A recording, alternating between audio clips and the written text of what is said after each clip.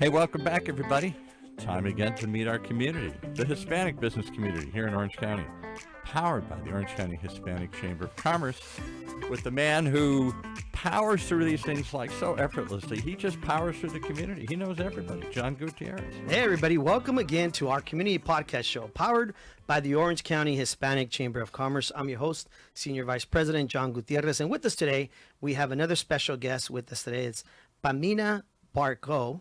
And she's the founder and CEO of Pamina Barkow Enterprises, Southstar Medical Consultants. She's a trustee at the University here of California, Irvine, and a longtime civic leader focused on expanding opportunity and access to education and healthcare for underserved communities. She is the first Latina trustee for the University of Irvine. Eso!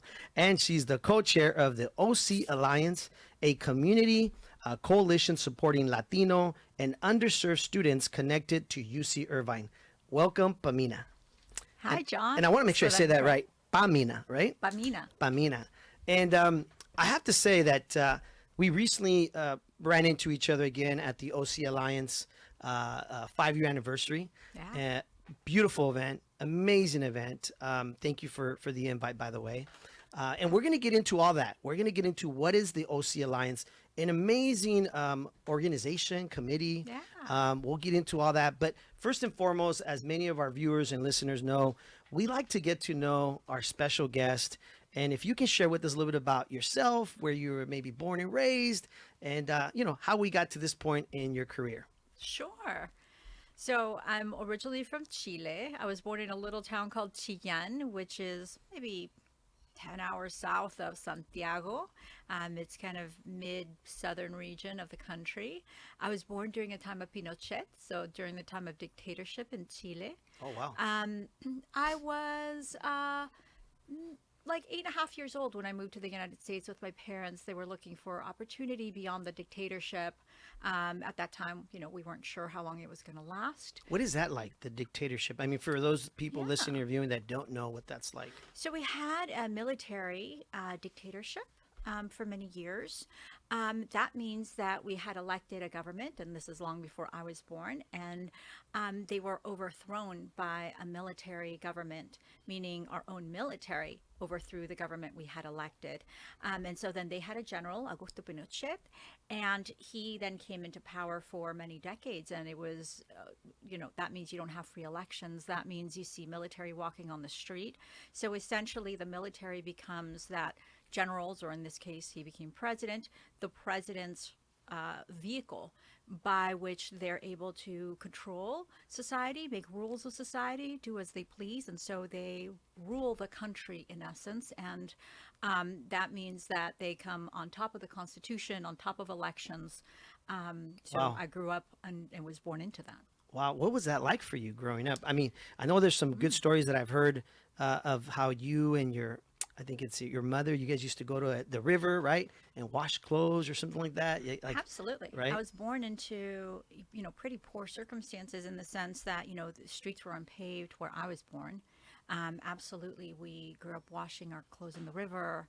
There were times when my parents would even forage for food. But I think that's all even separate from the dictatorship question that you brought up, because that is a society of silence. You're born knowing that you shouldn't say certain things, that certain things can't be brought up, that certain books can't be read, that certain things Censorship, can't be voiced. right? Censorship. And I think it gets internalized in that kind of a society where you sort of grow up with like your voice not fully evolved. It's been a passion of mine to sort of look for my voice, because I was definitely born into a country in which our voice was stifled. It's interesting you bring that up, because for those of us that are also viewing and listening, a lot of our youth chamber listens and views, or this is why political science in the universities and colleges, it's a great course or class because that's some of the stuff you talk about, right? In these classes about censorship, right? Yeah. That must have been tough. That must have been tough for you guys growing up. So you're growing up in Chile, and where about that time would you say you started thinking, hey, I want to, grow up to be something in life? And do like what changed in your perspective growing up as a young young leader in your community, right? It's interesting because when you grow up in that kind of community, Mm-hmm. I think you either ease into it or you think, is there something beyond this? And I Mm-hmm. think in the back of my head, I always thought, you know, this isn't the life I want. It feels constrained. How do I grow beyond this? And at the time, I was young and I played piano, and I thought maybe I can be a concert pianist so I can travel the world and do something. As you do when you're a kid, you've got these big dreams. So even back then, I was sort of dreaming of, what can I do with my career that will take me beyond? I mean, I couldn't have dreamt the life I've had, but I think imagination is essential in young ones because it sort of leads to, who am I? Like, what is it that I'm trying to do in life? And in life, I knew I wanted more. Is your mother or father the ones that got you into piano? Like, how did you end up? Because piano's it's a big thing, right? It is a big thing. My grandparents had a piano. We stayed in their home. When my dad came here for a couple years to get a green card. So he came over for work, and we stayed with my grandparents, and they had a piano in their living room. They had a little, like, 2-bedroom, tiny home, and they were in one bedroom, and my mom and my siblings and I were in the other. And they had this piano, and I was, like, trying to play it. And so finally, like, we didn't have a lot of money, but they said, hey, how about if we get you some classes? And I think that was Nice.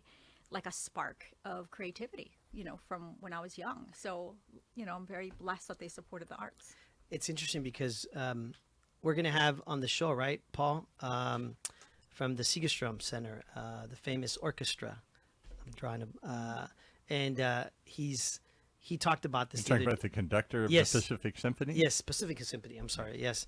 He talked about the other day we were at an event how music played such a huge role in his life as far as opening his eyes and his mind into what, some of the things he wanted to do in life. Very cool. Are you talking about the Pops conductor? Yes. The young guy Yes. who's Hispanic and does all these crazy combinations. He had Arturo Sandoval there Yes. a year Yes. ago, and he had a disco show. He had all sorts of it. He's really trying to make symphony accessible Enrique to everybody. Lopez Llanes. Right. He's going to be on our podcast, and he talked about all this, how music really helped shape who he was. So that's great that your grandparents, right, like, open your And eyes it's to this. universal. It cuts across every category, Yeah. every country. Music can open doors and open your eyes. Did you continue to play the piano as you? Absolutely. Really? My name comes from an opera by Mozart, and so I grew up in a Nice. family where music was very valued, and so my father taught me for years and years, Mm-hmm. until I Should was we get? 14. We have a little electronic piano in the other room. You can bring it over here. She's and like, do a little "Please, I'm way out concerto. of practice. So thank you.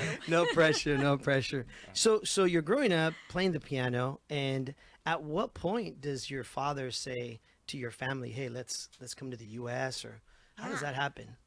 He was given a job opportunity Mm-hmm. here.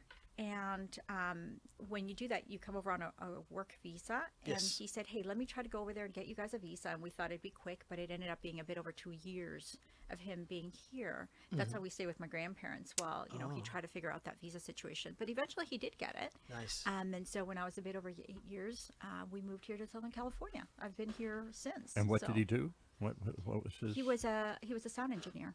Okay. And so you come to Southern California. What was that like? I mean, that must have been so different. What a culture clash. Yes, yes. Was that quite the challenge for you? The adjustment, Yeah. the culture shock, maybe? Yeah, I didn't know the language. This is not a dictatorship, or Yeah. the food was completely different. You guys have like sesame seeds on your hamburger buns. I mean, everything was different. The food was different. Other people that's like spoke Sesame Spanish. seeds on our buns. I never thought of that as a know. big difference here. I was like, what are these people doing? Yeah. Like why are you messing up my hamburger bun? Yeah, no, everything was different. Even And how old were you then? Like, a little over 8. okay, Yeah. so you're still pretty young. Yeah, 8.5. Oh, wow. Yeah. So that was like elementary school still. Exactly. Yeah. Second Third grade or something? Second grade? Okay. Yeah, I Oh, redid wow. that in the second grade. So where did you grow up in Southern California? First San Clemente Okay. for many years, and then we moved to Corona Del Mar, and then we sort of moved around all over Orange County. Nice. So this is your hometown. This home area. is my home, truly. And you ended up going to eventually to UCI? Yes, for Okay. my undergraduate. It was interesting. I considered going to a variety of different colleges, got into different colleges, actually accepted, a UCLA entrance, and then decided to stay here. There you go. My parents were going through a divorce. I wanted to stay near my siblings and my family, being the Latina I am. And I'm so grateful that I did, because going to college, you build community. Yes. Even if you don't know it, but you are. And this is where I live. This is where my community is. So I don't regret it for a minute. And I've come back to UCI multiple times for degrees because this is where my life is. And so I've gotten intimately, like really, really involved at UCI because I realized they played such a big role in my life and, throughout so many decades. And at what point did you say, I'm going to be an entrepreneur? So I think that was, let me see, I was maybe 25 years old and I was thinking about, what to do. And I was in grad school and like the paths were so set. At that point I was doing Spanish literature and I was like, oh, I can either be a professor or I can be a consultant. And I wasn't like loving any of those paths. And I think that's when I leapt and I went and worked for like a real estate, like a international, like marketing firm. And it opened my eyes to business. Oh. And after that, forget it. Like you fell in love with business?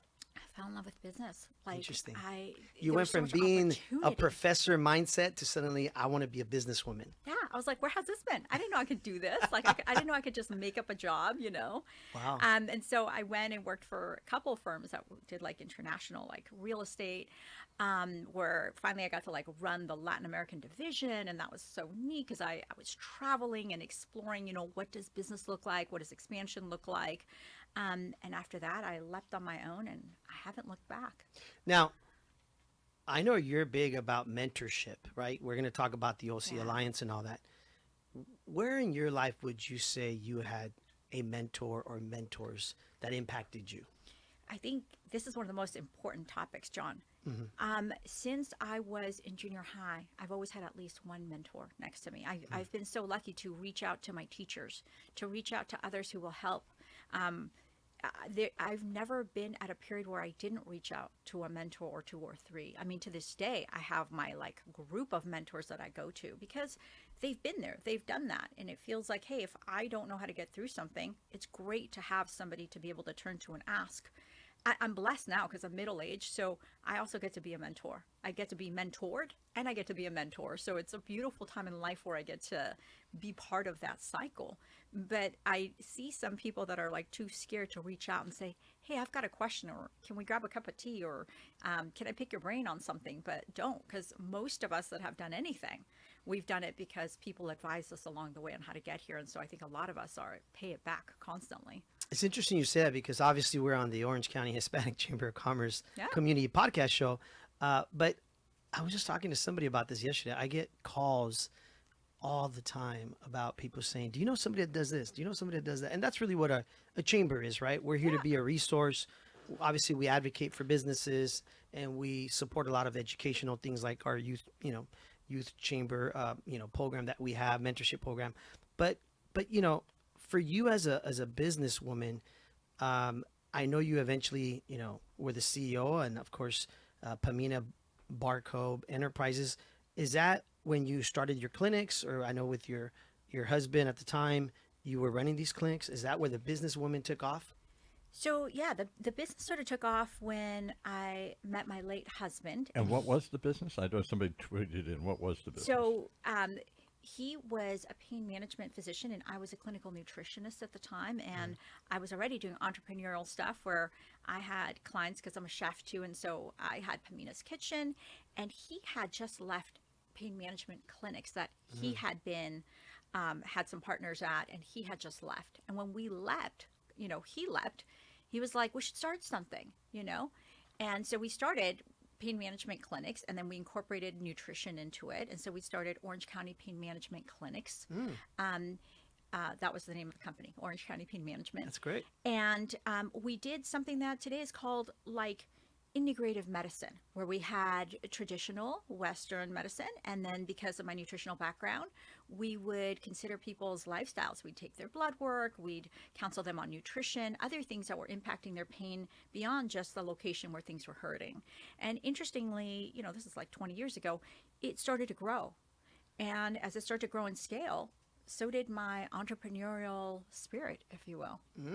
Interesting. Yeah. That's interesting you say that because we see and hear that more today, right? Yeah. Like myself, I've had to deal with pre-diabetes, so I had to get in a very strict diet coming out of the pandemic. And now I look back and I'm like, I enjoy drinking so many hot teas because one of our mutual friends, Dr. Trung, Paul. Dr. Trin did a Trin? show. Yes. Big into integrative Yes, medicine. yes. Big into alternative Yeah. ideas. Yeah, he's the medical director for Alzheimer's Association, right? He's that. He runs Yeah. some. But he was the one that told me, clinics and John, you want to lose some weight. Yeah. In our culture, we drink a lot of, hot tea. And I was like, well, as a kid, my mom would always give me hot tea. Right. And I was like, oh, I don't want to drink that, right? But I saw how much it helped me, Yes. right? Lose weight, balance my gut and everything that I was dealing with. I drink like 2 or 3 teas a day now. Good for you. Now I'm getting my sons into drinking hot tea, right? So it's interesting how you got the Western medicine mentality, and then you've got the right, like Yeah. if you think about it, you coming from Chile, like Yes. you growing up as a little girl. I'm sure there was things that your parents, right, integrated into you Very back then, much. right? I always think of my grandmother's cocina, her kitchen, because it's like when you eat the right foods, when you go out and, first of all, when you're poor, you're actually eating from the land directly a lot, and where I was at the time in Chile. So I was very used to eating whole foods all the time. Yes. It's no surprise. Nutrition to me was just an extension of, well, why aren't we eating the right vegetables, the right actual real foods? And so to me, health is all getting back to that.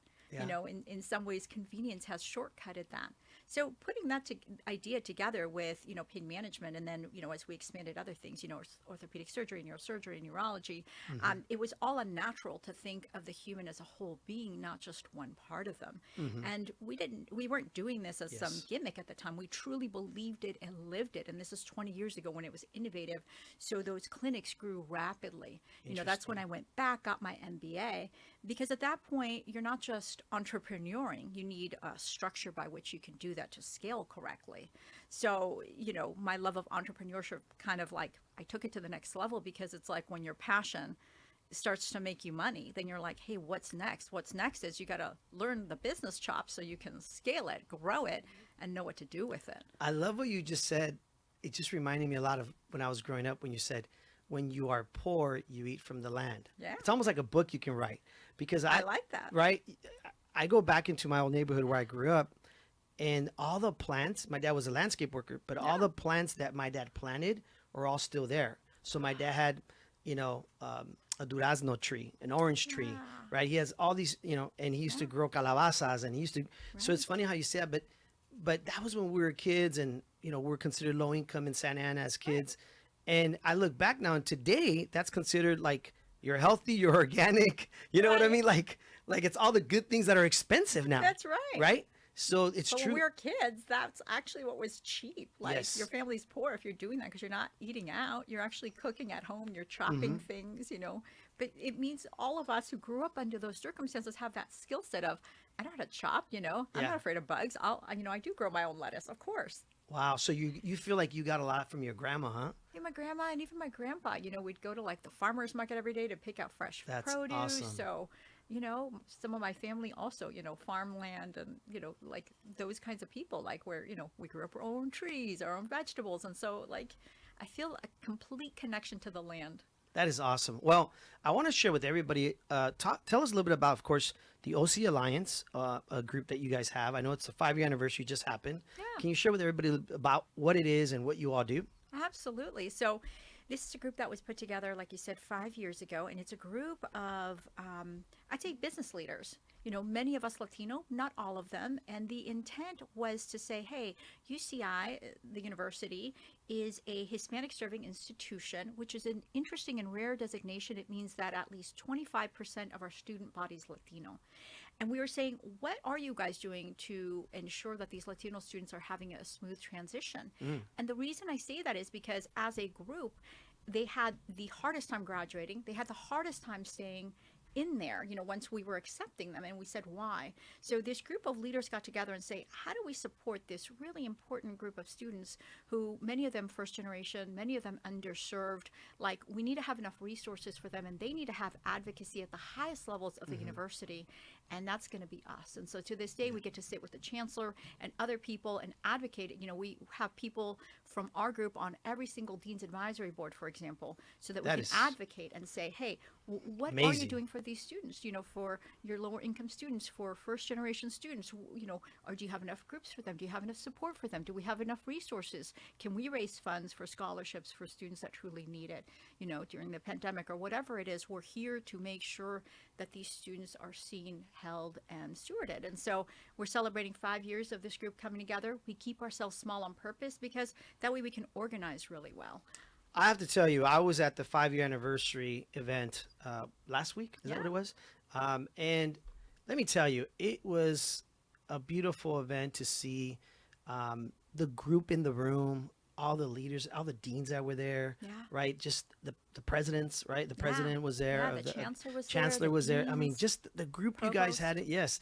And then the students that are part of Yeah. the program that you're, supporting and helping. I mean, the young man that went up there and did that speech. Wow. Yeah. I mean, it was just a speech. And then the story of the young lady who's going to be a nurse, right? It was just very inspiring.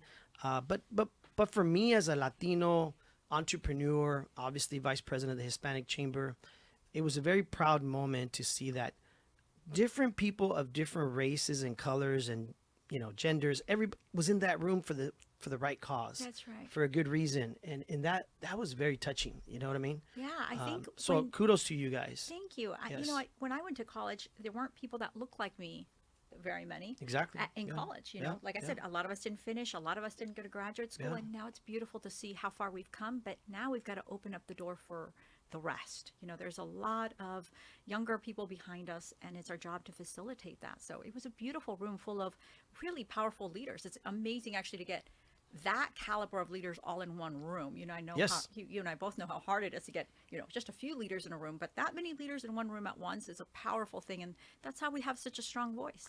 Yeah, while we were there and the young man was doing his speech, he was thanking different people, and it was interesting. He thanked John Amador, who's our chairman, Yeah. former chairman of our board, who was standing right behind me. And I thought that was just really nice to hear him, thank his mentors or people that helped him Yeah. out. Because again, back to your point, these young leaders that are coming up in our, world, I look at them as the leaders that are going to be around my sons, right? That's right. Are being mentored and guided by a great group like the OC Alliance. What's Yeah. the future? What's next? What do you guys foresee in this organization, this group? What's next is, the Latinos are soon, and we're becoming the majority, and yet we're still not the majority in leadership. We're still not the majority in entrepreneurs. So we have to open up doors, like create pathways, mentor, create, financial ability for all of, anybody who needs to, but especially first generation and disadvantaged, students, to be able to walk that pathway so that people can, have a real future. They can create businesses. They can be successful entrepreneurs. They can create jobs for others. They too can open doors. Like, our society can only thrive if we help them thrive. Yeah. And to add to that point, I mean, you're the first Latina trustee Yeah. at UCI. Good job. Thank you. Felicidades. What was that like for you? Or what's it been like to be in that role? It's been amazing. I really have to thank, Julie Hill, when she had this view of the trustees as, we need to have representation. And they had let in some Latinos for the first time, like Ruben Smith and other folks that we have. Ruben Smith, who's on our advisory board. Right. Yeah. And so it was great because then they in turn helped to open the door for me. And, now I get to be a voice in there that says, hey, have we thought about this group? And not just Latinos, but other minorities are underserved. And so it's beautiful now. I think the more of us there are, the better, because we can be a united voice. Once again, we can be advocates, we can open doors. And more than anything, it's wonderful to see more of us in leadership as a whole. Paul has a question. Go ahead, Quick Paul. question. Yeah. For those of us that don't know, or the youth chamber listening, or just the general audience, what does a trustee do? I know it has an oversight role. I was going to ask that question, actually. I Good really question, don't Paul. really know what a trustee Yes, does. what does a Oh, trustee do, if you okay. don't mind sharing with No, us? I don't. Yes. Okay, so there's a number of different things that we do. The main thing is that we run the foundation. So a lot of the funds, like when you write a donation check to a university, it goes into their foundation. Okay. So it doesn't just like go to pay that professor. Okay. The funds, there's funds that they have for their general budget, and then any donations go into the foundation. So we run that let's call it that pot of money. And so Okay. we invest it. We can send it out into the university as need be. And then all of us have basically committed to play an important role in the university. So most of us sit on dean's advisory boards. We're oftentimes sitting with higher administration, giving our thoughts about things. We hold an offsite once a year where all the trustees come together, and it's our time to have a complete dialogue with the deans, the chancellor, the provost, the vice chancellors, and say, what is the direction that we're going in? What is it that we're doing? Where are we going? And so we're the ones that get to start the conversation that hopefully trickles out into the university. And we get to advocate for the things that we're passionate about. So yes, there's a stewardship component, I would say. Most of us got there because we were passionate about society to begin with, and we were really active in it, and so they went out and handpicked us. So you're not taking individuals that are just passively sitting around. We were all already very actively involved and already leaders, and then from there, they handpick you to come in and be part of a group that helps steer. There you go, Paul. Wow. And how many trustees roughly are there? There's about 65 trustees right Okay. now. Oh, wow. Yeah. I think that's awesome because at the end of the day, you said it perfectly. You need representation, Yes. right? You need to be, what is that old saying? Be at the table, That's right? right. Be invited to the table. Yes. And so the fact that you're the first Latina trustee at UCI says a lot, right? Young girl from Chile, Yes. right? Whose dad worked very hard, I'm sure, to Yes. come to this country and open doors for you and your family. And so kudos to your parents. We want to thank you for being on the show. Thanks for having me. And continue to, do everything you're doing in our community. For anybody listening or viewing us, anytime you can support the OC Alliance, it's a great group of leaders doing some great things here at UCI. And if anybody wants to learn more about it, they can probably go on, social media and Google Absolutely. OC Alliance, right? Yeah. And see everything they're doing if they wish to support them. I know almost every kid's parent want them to go to UCI. Everybody I talk to, Yeah. and UCI is, one of those tough schools to get into, but It is. but it's a truly. great community, right? Yes, we're a hub of Orange County, and I Mm-hmm. think we're going to continue investing in being that hub. Whether it's culturally or educationally, it's important that we invest not just in the students that go there, but in the whole community around us. And the growth of UCI, phenomenal. Yes. The size of it, the program, its ranking, and Yes. everything else here. We do a show for UCI Law School. It's one of the top, I think, 30 or right. 40 law schools in the country. Yes, I Yeah, just saw he and was it's new. speaking right somewhere the other day Austin, yeah. at Hogue. He was speaking, I think, the law. And you see, here we are at UCI, their Applied Innovation Center, which is sort of this halfway house Yeah. between the university and the real world, where they bring businesses and academic research together and try and create businesses and companies out of it here. Well, Pamina, the time has run out, but we want to thank you and appreciate you coming on the show. I want to know what Mozart opera, was it an opera? Yeah, it's an opera called The Magic Because Flute. Mozart didn't write many operas, did he? No, he actually did not like traditional Italian. I didn't think so. Yeah. He detested them. So this is an opera called The Magic Flute. It's a Oh, really that's a interesting. famous one, yeah. Yeah, it's an interesting libretto because it's a quirky opera, and that's the sort The of bread things of the Mozart book was. about it, the whole it's a story about it. Yeah, Mozart was John's drawn looking to at me like, what? No, hey, librettos. Yeah. hey, I love music, and I think that plays a huge role in our society. My son loves playing the guitar. I'm trying to get him to get into more different stuff like that too. But thank you for being on the show. Absolutely. And obviously, as the Orange County Hispanic Chamber of Commerce, we're glad that we're here at UCI.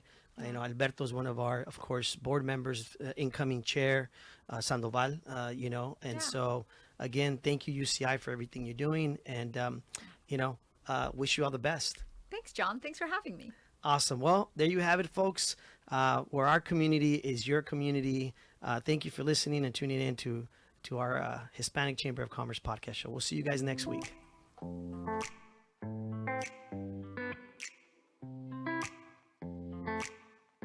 Well, there you have it. One more reason to tune in each and every time to meet the members of our community. Brought to you by the Orange County Hispanic Community Chamber and Orange County's only community conversation, OC Talk Radio, streaming live from our studios here at the University of California, Irvine's Beale Applied Innovation Center.